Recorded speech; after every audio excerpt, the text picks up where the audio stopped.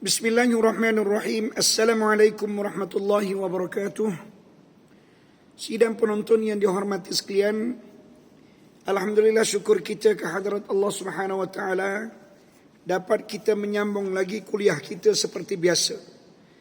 Kita berdoa kepada Allah taala agar kuliah seperti ini dapat diteruskan seperti hari-hari yang lalu. Dan kita mengharapkan agar Allah Ta'ala sentiasa memberi keredaan, agar Allah Ta'ala sentiasa sayang dan kasih kepada kita. Mudah-mudahan kita sentiasa berada di taman-taman syurganya. Tajuk pengajian kita pada hari ini adalah syafaat. Kata pengarang kitab kita ini, syafaat itu adalah benar. Dan bahawasanya syafaat itu adalah benar-benar berlaku ia. Dan apakah yang dimaksudkan dengan syafaat? Syafaat ialah menuntut kebajikan daripada orang lain untuk orang lain. Itu maksudnya syafaat. Syafaat maknanya mendapatkan kebajikan daripada orang lain kepada orang lain. Contoh, syafaat Nabi SAW. Nabi SAW memohon pertolongan daripada Allah Ta'ala untuk menyelamatkan umat dia. Makna Nabi pohon kebajikan daripada Allah untuk menyelamatkan siapa? Orang lain. Orang lain tu siapa dia? Umat dia. Itu maksudnya syafaat.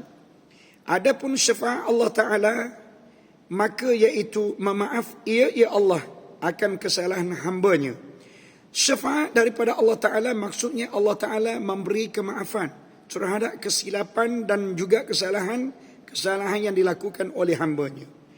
Dan syafaat yang lebih besar iaitu syafaat Nabi kita Muhammad sallallahu alaihi wasallam pada memutuskan hukuman seperti mana yang telah diijma'kan ulama ke atasnya. Para alim ulama mengatakan syafaat ni banyak. Antara banyak-banyak syafaat ada satu lagi syafaat yang dinamakan dengan syafaatul kubra, syafaat yang paling besar. Iaitu syafaat yang ada pada baginda Nabi, di mana Nabi SAW memohon kepada Allah Ta'ala untuk memutuskan hukuman. Bagi mereka yang bersalah, maka akan dihukum neraka. Bagi mereka yang baik, akan diberi hukuman syurga. Baik, seperti mana yang telah disebutkan oleh Ibnul Qayyim di dalam risalahnya. Ibnul Qayyim menyebut di dalam risalahnya menjelaskan tentang syafaat yang dimiliki oleh baginda Nabi sallallahu alaihi wasallam. Menurut Ibnul Qayyim, Nabi sallallahu alaihi wasallam terdapat 6 syafaat. Ada 6 syafaat baginda Nabi sallallahu alaihi wasallam. Rakan-rakanku, tuan-tuan, puan-puan, sidang penonton yang dihormati sekalian, tolong dengar elok-elok, fahami elok-elok dan cuba sedaya upaya untuk kita memohon kepada Allah Ta'ala agar ke-6 syafaat baginda Nabi SAW ini dapat kita fahami dan kita cuba memohon agar Allah Ta'ala memberi syafaat seperti mana yang diberi oleh Allah Ta'ala kepada baginda Nabi. Di mana yang pertama kata Ibnul Qayyim, syafaatul kubra, syafaat yang paling besar. Syafaat yang paling besar yang ada pada baginda Nabi SAW ini hanya berlaku kepada baginda Nabi sallallahu alaihi wasallam. Adapun nabi-nabi yang lain tak ada. Rasul-rasul yang lain tak ada. Mereka itu tidak mampu melakukannya. Kecuali yang hanya mampu melakukan syafaatul kubra ini baginda Nabi kita Muhammad sallallahu alaihi wasallam. Bila berlakunya syafaatul kubra, iaitu saat ketika mana manusia menjelang hitungan terakhir, iaitu ketika mana mereka memperolehi pengadilan di padang mahsyar, di saat Allah Ta'ala nak memutuskan hukuman, orang yang bersalah akan dimasukkan ke dalam neraka, orang yang baik akan dimasukkan ke dalam syurga. Lama tu pada waktu itu. Pada waktu itu manusia berhimpun di padang mahsyar itu lalu lama. Orang yang baik tak jadi masalah lah, sebab mereka berada dalam kenikmatan. Orang yang jahat ni, mereka menderita keseksaan. Jadi di saat itu oleh kerana tidak tahan lagi dengan seksaan, maka tiap-tiap umat mendatangi Nabi masing-masing. Mendatangi Nabi masing-masing untuk apa? Untuk meminta syafaat supaya Nabi mereka memohon syafaat kepada Allah Ta'ala agar Allah Ta'ala memutuskan hukuman. Namun semua Nabi-Nabi mereka itu menolak. Nabi mereka menolak bahawa kami tidak mampu dan kami tidak boleh untuk memperoleh syafaat tersebut. Sehinggalah mereka itu sampai kepada baginda Nabi kita Muhammad sallallahu alaihi wasallam. Akhir Nabi pun bermohon kepada Allah Ta'ala untuk memperoleh syafaat tersebut. Lalu Allah Ta'ala pun memutuskan hukuman. Ahli syurga dimasukkan ke dalam syurga, ahli neraka dimasukkan ke dalam neraka. Itu syafaatul kubra. Baik, yang kedua, Nabi kita Muhammad sallallahu alaihi wasallam memperolehi syafaat untuk kaum-kaum yang beriman kepadanya, di mana mereka ini merupakan calon-calon ahli syurga. Mereka ini adalah calon ahli syurga tapi tak masuk lagi dalam syurga, tak masuk lagi. Jadi Nabi bermohon kepada Allah Ta'ala supaya ya Allah masukkan mereka ini ke dalam syurgamu. Lalu Allah Ta'ala menerima permohonan Nabi, memasukkan semua ahli-ahli syurga ataupun calon-calon ahli syurga itu ke dalam syurga dengan begitu mudahnya. Ini syafaat Nabi yang kedua. Baik, manakala syafaat Nabi yang ketiganya adalah syafaat untuk kaum-kaum yang menjadi ahli neraka. Sorry. Yang ketiganya syafaat Nabi untuk kaum-kaum yang beriman, tetapi mereka sewaktu berada di dalam dunia dulu melakukan maksiat kepada Allah Ta'ala. Jadi mereka ini ada juga maksiat yang dilakukan, sedangkan mereka beriman kepada Allah Ta'ala. Maka di saat itu mereka ini sepatutnya akan dimasukkan oleh Allah Ta'ala ke dalam neraka, sebab maksiat dilakukan oleh dia. Lalu Nabi bermohon kepada Allah Ta'ala, ya Allah, hamba aku ni orang yang beriman kepadamu, tetapi maksiat dilakukan oleh dia, belum lagi sempat mereka itu memohon keampunan, mereka dimatikan. Kami pohon agar berilah pengampunan, berilah kemaafan kepada mereka ini. Akhirnya Allah Ta'ala maafkan mereka itu. Maka syafaat yang ketiga ini di kalangan orang-orang yang beriman dan melakukan maksiat kepada Allah Ta'ala, dengan syafaat baginda Nabi, mereka dimasukkan ke dalam syurga. Alhamdulillah. Ya Allah, ya Tuhan kami, hebatnya syafaat Nabi kita ni.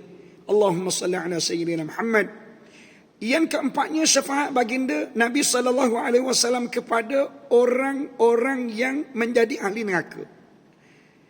Orang ni menjadi ahli neraka, tetapi sewaktu mereka hidup dalam dunia dulu, ada juga kebaikan yang mereka lakukan. Mana banyak mereka lakukan kejahatan.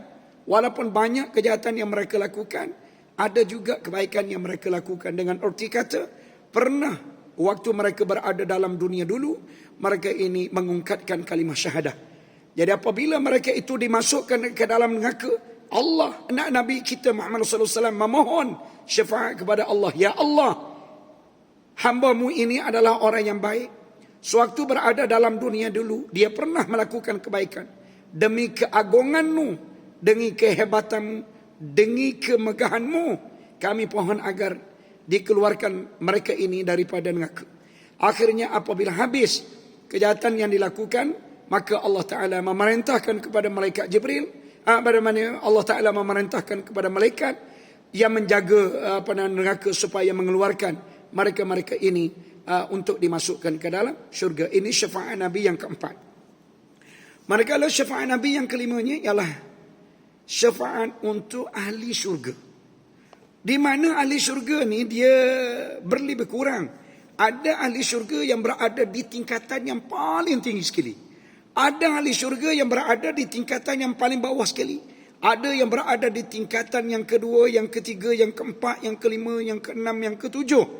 Orang yang berada di tingkatan yang ke-8 itu orang yang paling hebat. Baik, syafaat Nabi yang kelima ini, Nabi bermohon kepada Allah Subhanahu wa Ta'ala agar diberi ruang dan peluang kepada mereka-mereka yang berada di tingkatan bawah ini boleh naik ke tingkatan atas.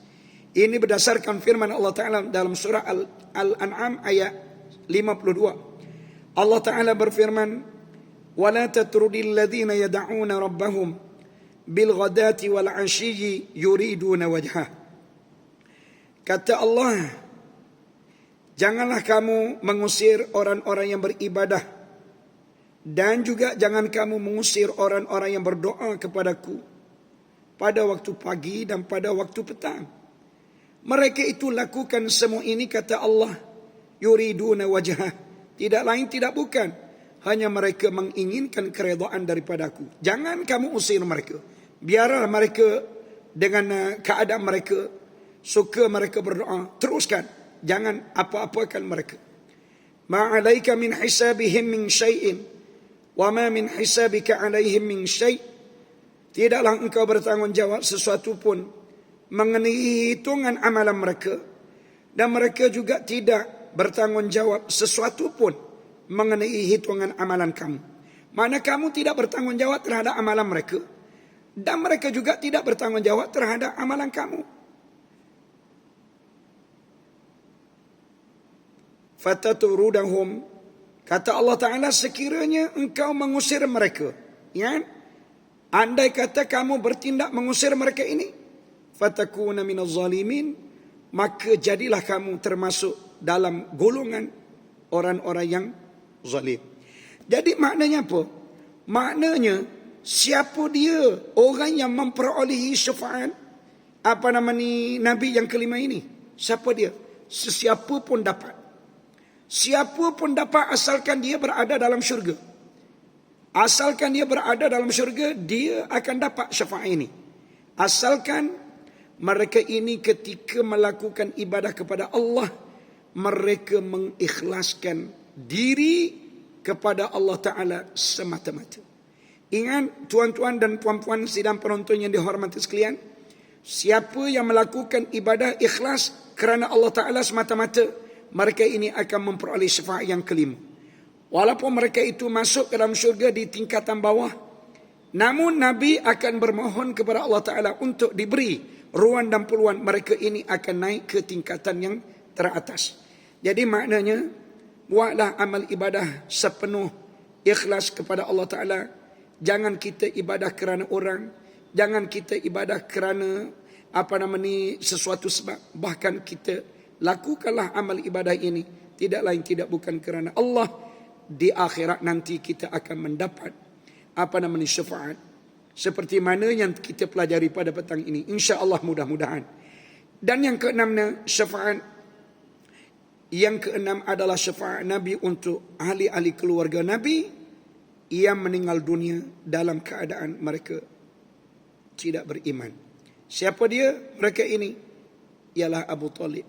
Abu Talib maksudnya pak saudara Nabi, di mana beliau merupakan insan yang sentiasa melindungi Nabi, seorang insan yang amat menyayangi baginda Nabi sallallahu alaihi wasallam, mempertahankan baginda Nabi sehingga saat dimatikan dia, tapi namun ditakdirkan dia tidak mati dalam Islam.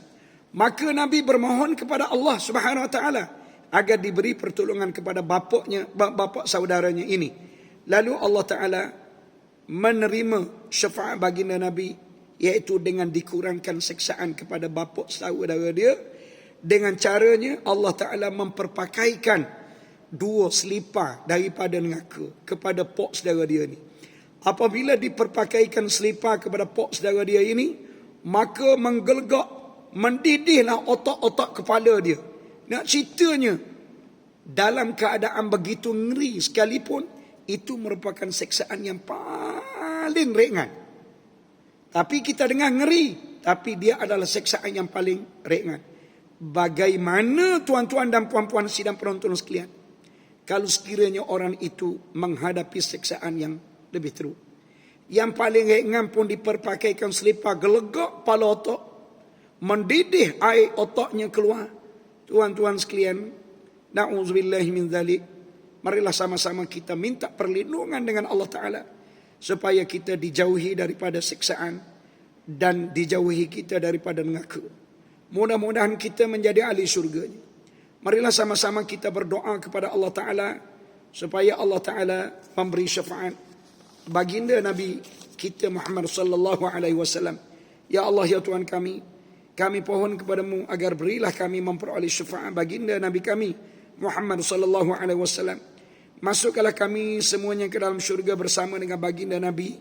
Ya Allah, jangan apa-apakan kami. Janganlah engkau datangkan siksaan kepada kami. Janganlah engkau datangkan kepayahan kepada kami. Janganlah engkau datangkan apa-apa ujian kepada kami. Baik, bagaimana cara untuk kita mendapatkan syafaat baginda Nabi? Bagaimana?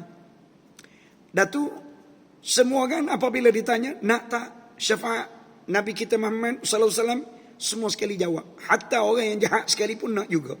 Nak juga, walaupun dia tahu dia jahat. Ya, kenapa? Sebab kita tahu syafaat baginda Nabi ini akan mengundang kesenangan. Jadi oleh itu tidak ada seorang pun yang tak nak, semua nak. Baik, kalau semua orang nak syafaat baginda Nabi sallallahu alaihi wasallam, yang pertama, kita hendaklah mencintai baginda. Prasyarat untuk membolehkan kita memperolehi syafaat baginda, hendaklah kita mencintai baginda. Nabi sallallahu alaihi wasallam menyebut dalam sebuah hadis, Nabi kata, la yu'minu ahadukum hatta akuna ahabbu ilaihi min walidihi wa waladihi wan nasi ajma'in. Nabi kata, tidak beriman seorang dari kalangan kamu dengan sebenar-benar iman sehingga adalah aku, kata Nabi, dicintai olehnya lebih daripada dia mencintai ayahnya, lebih daripada dia mencintai anaknya, lebih daripada dia mencintai seluruh manusia. Maknanya biarlah kecintaan kita kepada baginda Nabi nombor yang pertama. Barulah kita memperoleh syafaat baginda Nabi. Baik, antara tanda-tanda kita mencintai baginda Nabi bagaimana? Bagaimana pecaman ataupun tanda untuk dapat kita lihat yang kita ini mencintai baginda Nabi? Bukan setakat kita mengungkap pada lidah kita saja. Kalau begitu, siapa-siapa pun boleh. Baik, tanda dianya, yang pertama kata dia ta'at kepada ajaran baginda. Ingat, apa sahaja ajaran yang didatangkan oleh baginda Nabi, hendaklah kita mematuhi, hendaklah kita mentaati. Dengan itu, rasa ketaatan itu hendaklah dimanifestasikan, tidak hanya dalam bentuk ucapan semata-mata. Ingat baik-baik. Jangan hanya mulut kita saja cakap kita sayangkan Nabi, kita cintakan Nabi, kita kasihkan Nabi. Jangan. Bahkan kata dia, kita juga hendaklah menyatakan kasih sayang kita kepada baginda Nabi berbentuk fikiran. Mana cara kita berfikir, cara berfikiran Nabi kita Muhammad sallallahu alaihi wasallam. Baik, yang keduanya cara kita bertindak. Hendaklah tindakan itu seperti mana tindakan baginda Nabi sallallahu alaihi wasallam. Sebagai contoh, kita sayangkan anak kerana agama. Adapun sekarang bila sayangkan anak, apa yang dikehendaki oleh anak diberi berlaku. Anak nak permainan, diberi permainan. Sedangkan kita tahu anak kita seorang yang buas. Bila diberi permainan, dia main tak sampai pun 1 minit, permainan itu akan hancur dan binasa. Dibeli pula dengan permainan yang kedua. Akhir sekali, wang ringgit yang kita cari ini adalah untuk keperluan anak. Mana keperluan untuk agama? Untuk kita menderma, untuk kita meninggikan syiar agama. Mana? Jadi kalau begitu, maknanya kamu tidak, tindakan kamu tidak mengikut tindakan baginda Nabi sallallahu alaihi wasallam. Oleh itu, sidang penonton yang dihormati sekalian, ingat baik-baik. Biarlah segala ucapan kita sejajar dengan ucapan baginda. Cara kita berfikir seperti mana cara berfikirnya baginda, cara kita bertindak sama juga dengan apa yang telah dilakukan tindakan oleh baginda Nabi kita Muhammad sallallahu alaihi wasallam. Dan yang seterusnya, tanda kita mencintai baginda Nabi sallallahu alaihi wasallam, seharusnya dan sewajarnya kita mengagung-agungkan baginda. Bagaimana nak agung? Baginda sudah pun wafat. Bagaimana cara kita nak meninggi-tinggikan baginda Nabi? Baginda sudah pun tidak ada bersama dengan kita pada hari ini. Baik, dengan cara kita selalu berselawat kepada baginda Nabi sallallahu alaihi wasallam. Allahumma salli ala sayyidina Muhammad. Allahumma salli ala sayyidina Muhammad. Dalam hadis Nabi sallallahu alaihi wasallam menyebut, "Man shalla alayya wahidan," sesiapa yang berselawat ke atas aku sekali, Nabi kata.